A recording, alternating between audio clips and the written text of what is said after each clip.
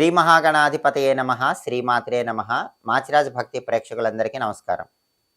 దత్తాత్రేయ జయంతి రోజు దత్తాత్రేయుడిని ఏ విధంగా పూజిస్తే జాతకంలో ఉన్న గురుగ్రహ దోషాలు, రాశిపరంగా ఉన్న గురుగ్రహ దోషాలు అన్నీ తొలగిపోయి గురుబలాన్ని పెంపొందింపజేసుకోవచ్చో ఈ వీడియోలో మనం తెలుసుకుందాం. మార్గశిర మాసంలో వచ్చే పౌర్ణమి తిథిని దత్తాత్రేయ జయంతిగా జరుపుకోవటం అనాదిగా వస్తున్న సంప్రదాయం. ఆ రోజు దత్తాత్రేయ స్వామి జన్మదినం. దత్తాత్రేయుడిని ప్రత్యేకంగా పూజిస్తే జాతకంలో గురుబలం పెరుగుతుంది. రాశిపరంగా గురుగ్రహ దోషాలుంటే, గురువు సంచారంలో ఇబ్బంది ఉంటే ఆ దోషాలు కూడా తొలగిపోతాయి. దత్త జయంతి రోజు దత్తాత్రేయ స్వామిని ఎలా పూజించాలంటే, మీ ఇంట్లో పూజ గదిలో దత్తాత్రేయ స్వామి వారి ఫోటో పెట్టి గంధం బొట్లు, కుంకుమ బొట్లు పెట్టి ఆ ఫోటో దగ్గర వెండి ప్రమిదలో ఆవు నెయ్యి పోసి 3 ఒత్తులు విడిగా వేసి దీపం పెట్టాలి. ఆ తర్వాత దత్తాత్రేయుడి ఫోటోకి కానీ విగ్రహానికి కానీ పసుపు పచ్చటి చామంతి పూల మాలికను అలంకరించాలి. పసుపచ్చటి చామంతి పూలతో తెల్లటి పుష్పాలతో దత్తాత్రేయుడి ఫోటోకి కానీ విగ్రహానికి కానీ పూజ చేస్తూ ఓం ద్రాం దత్తాత్రేయాయ నమః అనే మంత్రం 21 సార్లు చదువుకోవాలి. ఓం ద్రాం దత్తాత్రేయాయ నమః. ఈ మంత్రం 21 సార్లు చదివాక హారతి ఇచ్చి అరటిపండు ముక్కలు, రవ్వ కేసరి, రవ్వ లడ్డు, చక్కెర పొంగలి వీటిలో ఏదైనా దత్తాత్రేయుడికి నైవేద్యం పెట్టాలి. ఆ నైవేద్యం ప్రసాదంగా స్వీకరించి అందరికీ పంచిపెట్టాలి. అలా చేస్తే దత్తాత్రేయుడి అనుగ్రహం కలుగుతుంది, గురుబలం పెరుగుతుంది. అలాగే దత్త చరిత్ర పుస్తకాన్ని ఆ రోజు ఎవరికైనా దానం ఇస్తే చాలా మంచిది. దత్త చరిత్ర చాలామంది దగ్గర ఉంటుంది, చాలా అద్భుతమైన పుస్తకం. దత్త చరిత్ర ఎంతో కొంత పారాయణ చేస్తే కూడా ఆ రోజు చాలా మంచిది. పారాయణ చేయలేకపోయినా దత్త చరిత్ర పుస్తకాన్ని మీ చేత ఎవరికైనా దానం ఇచ్చినా కూడా బ్రహ్మాండంగా గురుబలం పెరుగుతుంది, దత్తాత్రేయుడి అనుగ్రహం కలుగుతుంది. అలాగే శత్రుబాధలు, దృష్టి దోషాలు వీటన్నిటి నుంచి బయటపడాలంటే దత్తాత్రేయ జయంతి రోజు మేడి చెట్టు దగ్గర ప్రత్యేకమైన విధి విధానం పాటించాలి. మేడి చెట్టును ఔదుంబర వృక్షం అంటారు. ఇది సాక్షాత్తు దత్తాత్రేయ స్వామి స్వరూపం.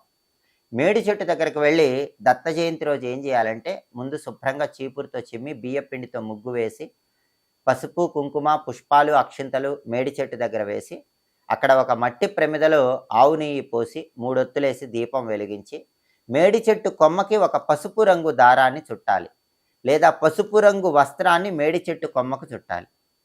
పసుపు దారం మేడి చెట్టు కొమ్మకు చుట్టడం, లేదా పసుపు రంగు వస్త్రాన్ని మేడి చెట్టు కొమ్మకు చుట్టడం చేసి ఆ తర్వాత మేడి చెట్టు చుట్టూ 3 ప్రదక్షిణాలు చేస్తూ ఒక మంత్రం చదువుకోవాలి. ఓం కాలాగ్ని శమనాయ నమః. ఈ మంత్రం చదువుకుంటూ మేడి చెట్టుకు ప్రదక్షిణాలు చేయాలి. ఓం కాలాగ్ని శమనాయ నమః. ఈ మంత్రం చదువుతూ ప్రదక్షిణాలు చేసి మేడి చెట్టుకు హారతి ఇచ్చి మేడి చెట్టు సమీపంలో పండ్లు ఎవరైనా బ్రాహ్మణుడికి దానం ఇవ్వాలి. ఇలా మేడి చెట్టుని దత్త జయంతి రోజు పూజిస్తే శత్రు బాధలు, దృష్టి దోషాలు వీటన్నిటి నుంచి సులభంగా బయటపడవచ్చు.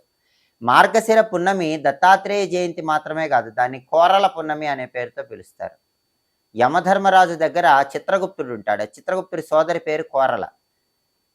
ఆ కోరల జయంతి కోరల పున్నమి అంటారు. ఈ కోరల పున్నమి కాబట్టి ఏం చేయాలి, మనకి యమదంష్ట్రములు అని ఉంటాయి. అంటే అవి అనారోగ్యాలు కలిగింపజేస్తాయి. ప్రకృతిలో వచ్చే మార్పుల వల్ల అనారోగ్యాలు వస్తాయి కాబట్టి వీటిని యమదంష్ట్రాలు అంటారు. ఇవి కార్తీక పౌర్ణమి నుంచి మొదలై మార్గశిర పౌర్ణమి దత్త జయంతి వరకు ఉంటాయి. ఈ యమదంష్ట్రాల వల్ల అనారోగ్యాలు ఎవరికి రాకుండా ఉండటానికి మార్గశిర పౌర్ణమి దత్త జయంతి, దీన్నే కోరల పున్నమి అనే పేరుతో కూడా పిలుస్తారు. ఆ రోజు రొట్టె కొరికి కుక్కకు ఆహారంగా వేయాలి. రొట్టె బ్రెడ్ కొరికి కుక్కకు ఆహారం వేస్తే ఆ దోషం తొలగిపోతుంది. యమదమష్టాల వల్ల ఎలాంటి అనారోగ్య సమస్యలు ఉండవు. అలాగే దత్త జయంతి రోజు చాలా శక్తివంతమైనటువంటి దత్తాత్రేయ వజ్రకవచ స్తోత్రాన్ని చదివినా విన్నా అద్భుత ఫలితాలు కలుగుతాయి. దత్తాత్రేయ వజ్రకవచ స్తోత్రం చాలా శక్తివంతమైంది.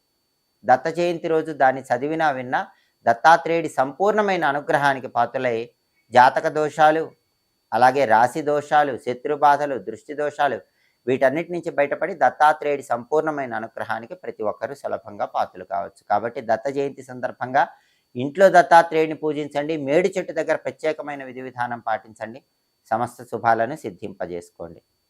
ఎప్పటికప్పుడు పండుగల పరంగా ఎలాంటి పూజలు నిర్వహించుకోవాలో, ఏ పండుగకి ఏ పూజ చేస్తే ఎలాంటి అద్భుత ఫలితాలు కలుగుతాయో వీటన్నిటి గురించి తెలుసుకోవాలనుకుంటున్నారా?